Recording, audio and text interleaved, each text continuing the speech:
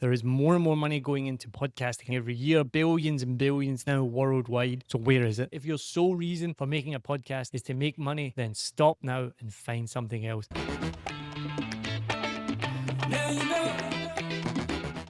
Welcome to another episode of Smarter Podcasting with me, your host, Neil Mackay, podcast guy. I started my first podcast in 2019 just as a hobby. I really honestly thought maybe I would get 15 listeners and most of them would be my family and friends. I'm really excited that yesterday, after 6 years proving that you need to be consistent and you need to do it for a long time, after 6 years yesterday, we surpassed 100,000 downloads. So thank you to everybody who watches and listens to that show, A Vietnam Podcast.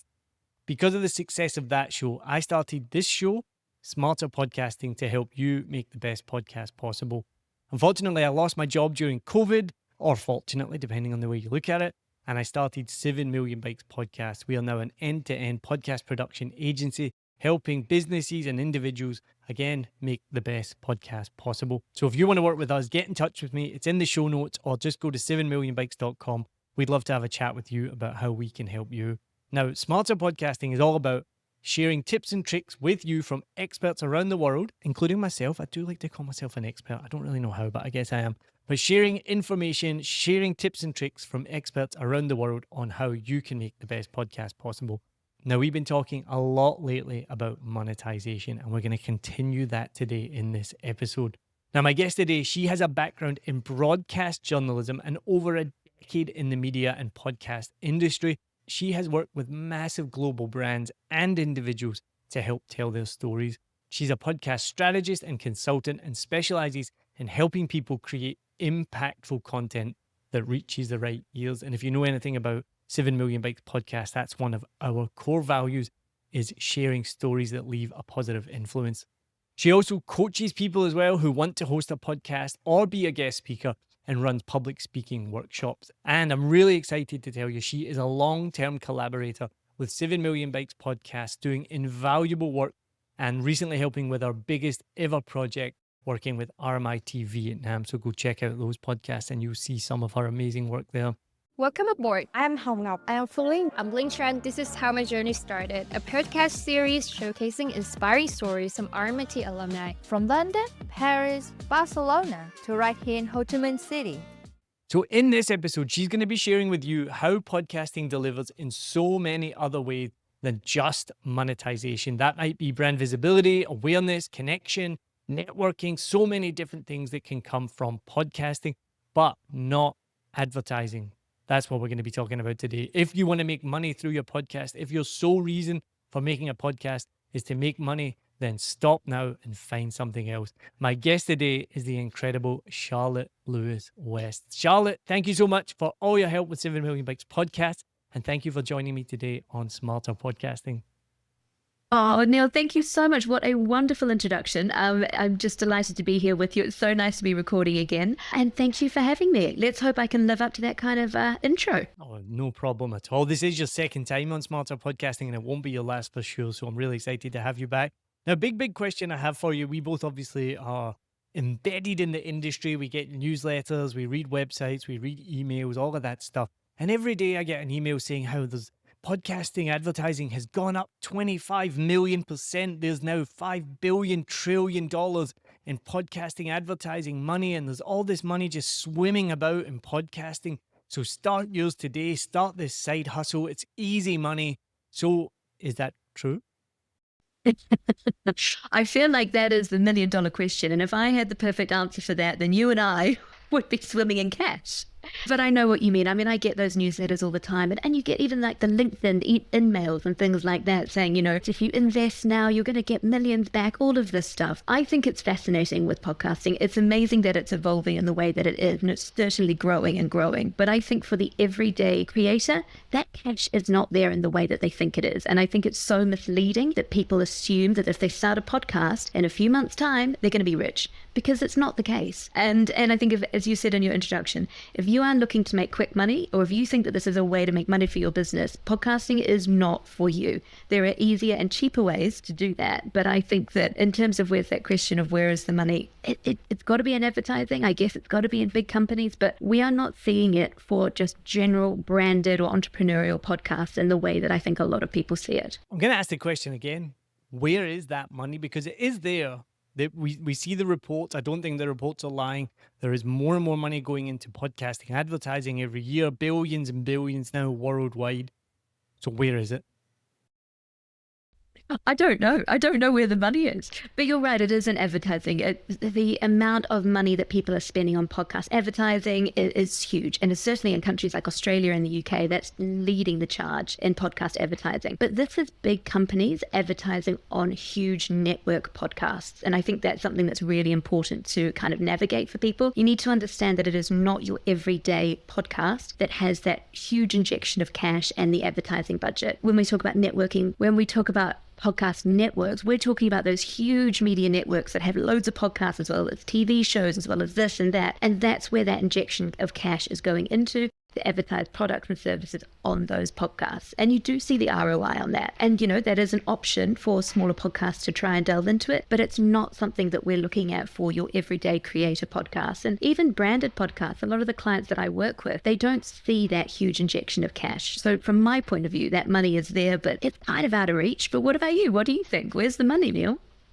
Well, BetterHelp. That's where all the money is. So, because, right, so I think most people listen to big podcasts, right? You might have one or two indie podcasts in your loop, in my experience. So you're listening to these podcasts and they've got BetterHelp. They've got, I don't even know what other advertisers there are. There's so many. There's always a meal delivery service. So it's something fresh. What is that box service for the food? Yep. There's that one. Yeah, that one. BetterHelp, the food delivery service, and then that's kind of it. There's three massive companies that advertise, right? Yeah, and that's where all the money right? is. Yeah, for sure. Huel. What's Huel again? Huel is it's backed by Stephen Bartlett as well, but it's the protein shake drink, but meal replacement drink. And that was advertising everywhere for a few years as well. Well, you mentioned Stephen Bartlett. Obviously, we can talk about that in a second. The other one I saw really funny reel was a woman posting how she was starting to listen to Joe Rogan, and it was like her evolution of how she was changing. And by the fourth or fifth evolution, she's like, I've just bought all these silver supplements and I've just bought all these health supplements. So that's the other thing you need to remember. Joe Rogan's the #1 podcast in the world. I've never listened to it, but I assume then he's just advertising like garbage supplements that basically Alex Jones was advertising before he went bust. So those are the kind of products that are out there. Then you mentioned Stephen Bartlett, Diary of a CEO. Again, a podcast, I'll be honest, I think it's terrible. I listened to it last week for some research. It's so boring, I think. I think he's boring. I think his guests are boring. I think the content is boring. But that's just not for me. That's fine. I do know that they spend a shitload of money on production and marketing. And it's like any product in the world, if you spend money on it, it's going to do well. It doesn't mean that it's good. Coca-Cola is one of the biggest brands in the world. I quite like Coca-Cola, but is it that good?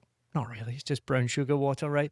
So it's all about the amount of money that you spend and that you put into it. They're obviously very smart people. He's a smart businessman. They probably know we can spend this amount of money on building this podcast and we're going to get X amount back in advertising. My point I'm trying to make is don't beat yourself up about it. I think there's so many podcasters, one, get into it thinking that they're going to make lots of money. They get disheartened. We know, I can't even remember the stats now. It's like 90% of podcasts don't make it past 10 episodes. Yes, that is shocking stats. I think that ties back to the fact that people get into it because they want to make money. And within 2 or 3 episodes, they don't have thousands of downloads and sponsors knocking at the door and they give up. And so that's part of what I want to get through in this podcast. And even right, so I mentioned at the beginning, my podcast has just passed 100,000 downloads. I kind of already knew this. I promote this, but I double checked it just to see it comfortably puts my show in the top 10 to 5% of podcasts in the world. Do you know how many sponsors have approached me? Oh, no, I don't. How many? 0 sponsors have approached me. I've approached some. I've had some sponsorship over the years, and I actually do have a sponsor right now. They're all local brands who want to support a local podcast. I don't have Better Help knocking at the door. I don't have Huel. I don't have any protein brands or supplement brands knocking at the door saying, hey, we want to sponsor you. Have all this money. I would love it. Maybe it will happen eventually. Maybe I'm not doing it right. Maybe I'm doing something wrong. But all the sponsors I've ever had, I have had some in the past, and I've got my biggest ever sponsor right now. They've all come from me pushing it, promoting it, selling it. And I haven't done much of that because that takes time, energy, and effort. And that podcast is just a hobby podcast. So we've now told people, we've now told you, the listener, don't monetize your podcast. Charlotte, you are the branding specialist. How do you make money from your podcast? Well, I mean, that is a big question as well. But first of all, Neil, I need to say congratulations on your listener numbers. That is fantastic. I'm really, really excited for you. I mean, as somebody who knows the industry, I still struggle to grasp what does that mean. Is it a big deal? Because I still think of the people who post about, I got millions of downloads. Oh, yeah, but again, that's such a small percentage of people. And you don't know, they may be buying their numbers. You know, that's one of the really interesting things that I always tell clients about podcasting, right? People aren't transparent with their numbers unless they're doing really well. So you don't actually have any concept really of how a podcast is doing in terms of downloads, listener numbers, unless people disclose it. There's no real way to fact check it, but I do know that you can also buy listener numbers. Now, I'm not saying anybody does, but I think if your only comparison metric is download numbers, I think you're doing it wrong. And that's not why you're in podcasting. And that goes back to, you know, one of our previous discussions, doesn't it, about what is your podcast objective? Is it to get download numbers? Is it brand visibility? Is it upping your network? There's so many ways to measure the success of a podcast beyond just the download numbers, because that only tells a tiny bit of the story. Now that's, I will say I've never bought a download. I've never paid for any advertising or download numbers. And I guess I do forget about that. I just mentioned though, like we definitely know Joe Rogan does. We definitely know Stephen Bartlett does. They're paying for advertising and marketing. And I'm not saying that's bad. That's fine. You're just paying for advertising and marketing. That's absolutely fine if you can afford it. But yeah, I guess for most podcasters who are organic indie podcasters like me, and a Vietnam podcast, while successful, is an organic indie project. I don't really actually have any goals with it. I do it because I love it for fun. I do it because I want to make the best podcast possible. Smarter Podcasting, this podcast, a little bit different. I would hope that people listening to this will contact me, want to work with me, and I hope it will support my podcasting business. If you didn't know that already, I've just let you into a little secret, but partly why I'm doing this podcast. So that's really interesting. That is completely organic, completely natural. It's interesting as well, you're talking about it's not just downloads, because interestingly, it's quite difficult sometimes to figure out. So we talk about the engagement rate, like how much people are listening. When I look on Apple Podcasts, so I go to Apple Connect, you have to go past Buzzsprout, you have to go into the deep end. It says I get about 60% engagement, which to me doesn't sound massive. But then when you compare it to YouTube, which is sometimes 5-10%, it's pretty massive. So it's 60% of people who start are going to finish your podcast. But because I do dynamic ads, it actually gives you the stats on how many people have listened to your pre-roll, your mid-roll, and your post-roll. And so I looked at it just last week, and there's about 80% of people listen to the post-roll compared to the pre-roll. So that to me, I'm like, okay, well, that means about 80% of my listeners are actually getting to the end of the podcast, because Buzzsprout, you know, it's pretty high standards. If it says it's been listened to, I agree. I would imagine that it's been listened to. So you can find out your stats in several different ways, not just the downloads.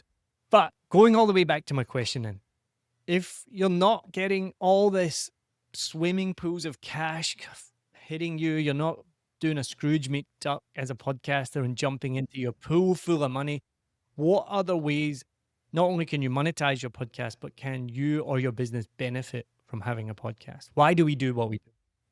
Why do we do what we do? It's a great question. And you're right. So there are so many benefits to podcasting, and it does depend a little bit. Are you an entrepreneur? Are you a business? You know, how are you doing it? A content creator? But some of the biggest things that I think people get from podcasting is brand awareness, whether it's your personal brand or your business brand. It elevates your brand. It puts it in front of people. And then what you get from that is this much deeper connection with your audience and your listeners. So instead of you having an advert and people looking at it and switching off or flicking through or whatever, podcasting ensures that you are connecting and that your audience actually engages properly with your content. You're basically in someone's ears the way that no other type of medium can be.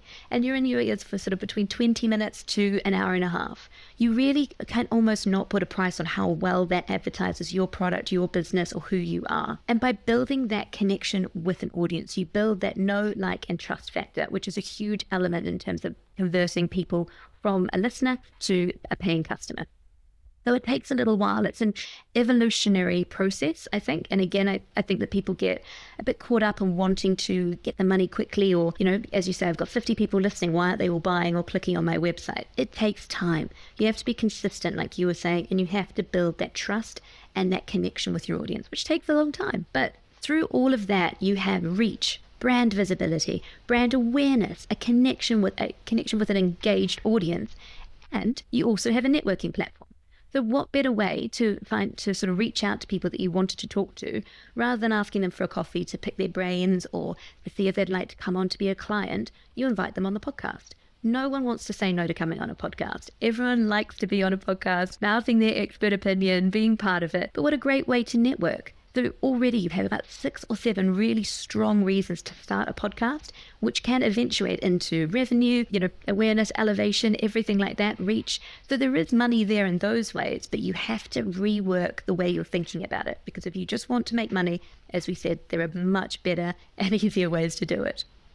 Well, you've obviously worked with some of the biggest brands in the world, helping them with podcasts like GSK, Unilever, Microsoft. But what are some of the biggest mistakes you've seen people make when creating a podcast? Oh, I think one of the biggest mistakes that big brands make is that they assume they know the content that people want to listen to. I think that they go into it thinking that everyone wants to hear their brand story or their kind of messaging, and that's what's going to make an amazing podcast, and that's it. Sometimes that's the case, but often it's not. And what I do with clients is to rework that thinking. So instead of them just pushing this party line out that people have heard 100 times, we work on actually lifting the lid on the company and showing, say, the vulnerabilities. What are the different people that you work with? Or let's tell some stories. Basically working out how the brand can best connect with the audience through what they're doing, through the storytelling, without selling anything. So actually, the less that the brand is kind of mentioned and the less that the brand messaging comes through, the better. So I think that's definitely one of the biggest mistakes I see, is that the assumption that the listeners want to hear the content that they want to put out. The other mistake I see all the time is when you say to people, okay, so what audience are you trying to reach? Who's your audience? And they go, everyone. Everyone. Yeah, I knew you were Everyone. going to say that. That happened to me recently with a client meeting. They did like cybersecurity. It was like super niche. And I was like, who do you want to reach? And they were like, everyone. And I was like, yeah, but like, so I'm everyone. And I will never in 1 million years have any need for your product. So why do you want to reach me? And they were like, oh, it's top of funnel marketing. And I was like, yeah, but I am never going to funnel down. Like, And just because it's top of funnel marketing, it still doesn't mean that anyone wants to listen. So exactly, everyone, that's not the right answer. Podcasting is niche for a reason. You want to benefit from the fact that it's a niche audience. So you want to go down into who are they? What do they look like? Where are they? Are they male, female? What kind of earning potential do they have? What kind of country do they live in? Where are they going to find your podcast? Because all of that really impacts your content, your promotional strategy, your distribution. All of that's really important. So understanding your audience and going beyond the everybody is a really crucial step for that. Other mistakes that I think a lot of big brands make is that they do also assume that success is around the corner. It's kind of like what we were just talking about before. It's a really big education piece that just because you spend a bit of money and you create content does not mean that they will come. So a big brand putting out a podcast, yep, sure, they'll have followers and things on their platforms, but it doesn't mean that there's engagement and conversion. So what you also need to do is promote your podcast. So my big recommendation for a lot of brands is that if you've got X amount of money to spend on the creation of a podcast, you should have X amount of money to spend on the promotion, because how else can you ensure that people find it? Just putting it out there is not enough. So podcasting, I think it takes quite a lot of commitment, both time and money as well, which, not every brand or individual wants to do. But if you're going to spend and you're going to put all this time and effort into creating some content, then put some spend behind it so that people can actually find it. I'm going to test how old you are here. Do you know the movie Field of Dreams? I've heard of it, but I haven't watched it. I don't think I've watched it either. Well, if I did a long time ago. But my question was going to be, how much do you think that phrase, that quote from Field of Dreams has had a negative impact on the whole world? Which the quote, from a looking on your face, I don't think you know what quote I'm talking about. But the quote is, build it and they will come. Oh, yes. I think that that's one of those quotes that needs a whole heap of caveats, right? It's a bit like the quote, the customer's always right, but isn't there more to that quote that actually gets shaved off? I think so, yeah. I can't remember what it is either. I think you're right. So I think Field of Dreams has a lot to answer for that quote. Now, what are some of the biggest mistakes that indie podcasters do? Let's flip it. We're talking about big brands. Someone who's an individual podcaster, has a small business that they run by themselves. They're like, right, we're going to start a podcast for the business. And then what goes wrong? I would think that indie podcast creators make less mistakes than the big brands because I think because I think they do so much more due diligence. And I guess that's what being a smaller brand or an entrepreneur is all about, isn't it? They do a lot more research. So often when I work with indie brands or really small companies, they've done their kind of research and understanding already. So they kind of have a better understanding of how the platform works. I think often I see indie creators trying to do everything all at once.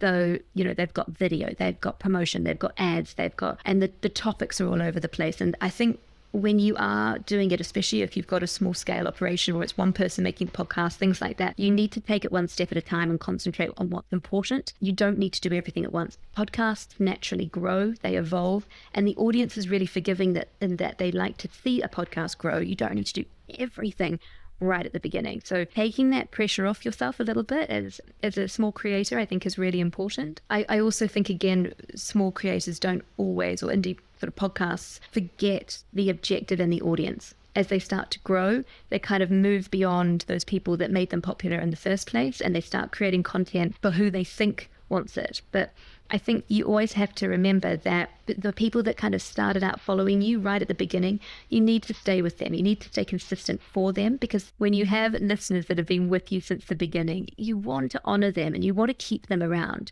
So I think it's really important that while your podcast can evolve and grow and change a little bit, you've got to keep kind of checking back in with your listeners and understanding, making sure they're coming with you on your journey. So those are sort of some of the mistakes I think that individual creators sometimes make. And I guess the last one is often what the questions that I get in the masterclass that I run all the time, which is, how do I monetize? I've been doing it. I've done 2 seasons. I need to make some money. Otherwise, I don't want to keep going. And that's a really tough one. As we said, there are small ways in which you can monetize in terms of some advertising, some sponsorship, but you gave a really good picture of just how hard that is and how that can't be the only thing keeping you going for your podcast. Because obviously your podcast is driven by passion, connection, all sorts of other things. If you were just doing it for the sponsorship, I doubt you'd still be going.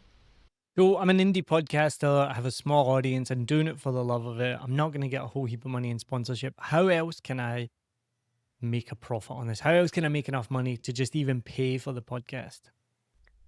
Well, you can go down, as we just said, we can go down the sort of advertising route. So you can try and get some adverts going for your podcast. And I think there's nothing wrong with doing that. And you can look for sponsorship as well. So that's how you can physically just get some return on investment there. Absolutely. You could start charging guests to come on, but I do think that's a bit of a tricky kind of situation to get yourself in. And I think most people don't want to pay unless you're a giant podcast. So I think you've got to look at what you're getting in terms of return from the people that are listening. So are you driving them to your social channels? Are you driving them to your website? Is there lead conversion there? Are you getting more clients or more customers, more people signing up to your products? So I think it's creating value in a different way and reframing the way that you look at how you're getting a return on investment. And also, the more people you have, the more brand awareness you have, the more followers, all of those things, the more opportunity that will come to you, because whether people are looking at working with you, investing with you, whatever that is, the bigger following and the bigger sort of, I guess, noise around your company or your personal brand, the more opportunity will come to you. So again, it's looking at reach, awareness, networking, as ways of kind of getting a return on investment as opposed to money in the bank. And what's some of the things that you should look out for if you do get approached by a sponsor?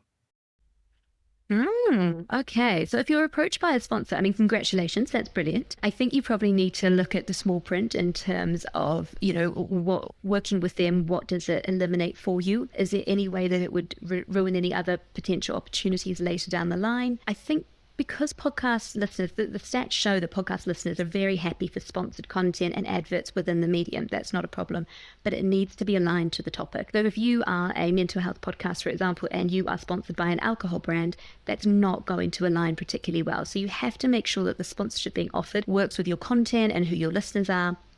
So if it benefits, then perfect, that's great. But if it doesn't, if it detracts, then I think you'll lose a lot of listeners that way. And I think you just need to make sure that you get a good deal. So, a lot of people may offer sponsorship, but it might be tiny.